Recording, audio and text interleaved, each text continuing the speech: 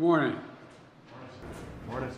It's a good day for America, it's a good day for Europe, and it's a good day for world peace, for real. This is consequential. I just signed into law the national security package that was passed by the House of Representatives this weekend and by the Senate yesterday. It's going to make America safer, it's going to make the world safer, and it continues America's leadership in the world, and everyone knows it. It gives vital support to America's partners, and so they can defend themselves against threats to their sovereignty and to the lives and freedom of their citizens. And it's an investment in our own security, because when our allies are stronger, and I want to make this point again and again, when our allies are stronger, we are stronger. I'm grateful to all those in Congress, Democrats, Republicans, Independents, who voted for this bill. It's a path to my desk. It was a difficult path. It should have been easier, and it should have gotten there sooner. But in the end, we did what America always does. We rose to the moment. We came together, and we got it done. Now, we need to move fast, and we are. Russia has ramped up its airstrikes against Ukrainian cities and critical infrastructure. Rained down munitions on you, brave. I'm making sure the shipments start right away. In the next few hours, literally the few hours, we're going to begin sending in equipment to Ukraine for air defense munitions, for artillery, for rocket systems, and armored vehicles.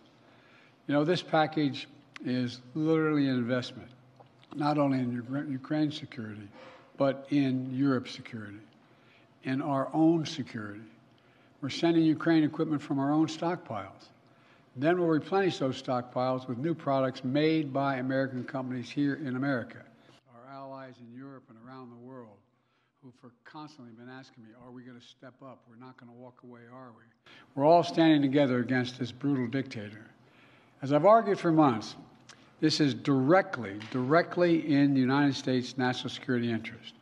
If Putin triumphs in Ukraine, the next move of Russian forces could very well be a direct attack on a NATO ally.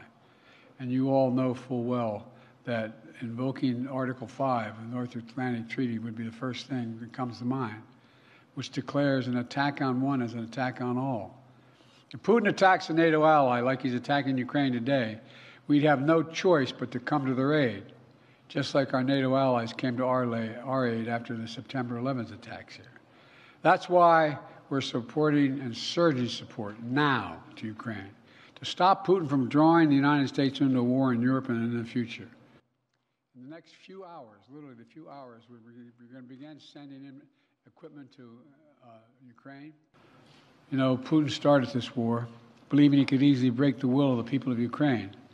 When that failed, he changed his strategy a little bit, thinking we could break the will of NATO, break the will of the United States, break our will.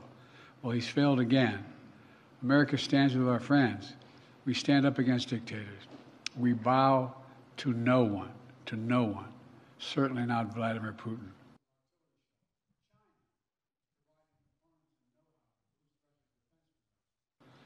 My commitment to Israel, I want to make clear again, is ironclad.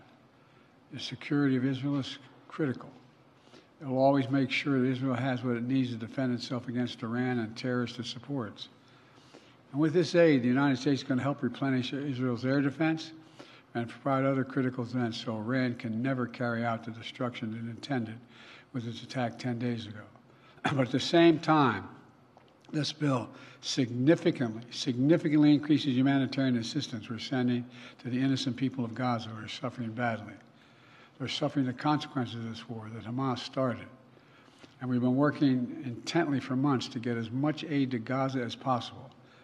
This bill includes $1 billion for additional humanitarian aid in Gaza. We're going to immediately secure that aid and surge it, including food, medical supplies, clean water.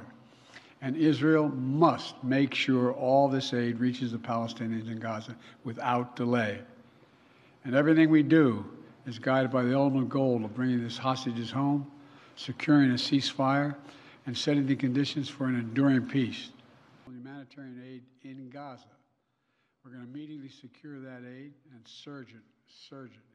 You know, just this year I proposed and negotiated and agreed to the strongest border security bill this country has ever seen. It was bipartisan. It should have been included in this bill. And I'm determined to get it done for the American people. Come together despite our differences. I want to thank everyone in Congress who made it possible.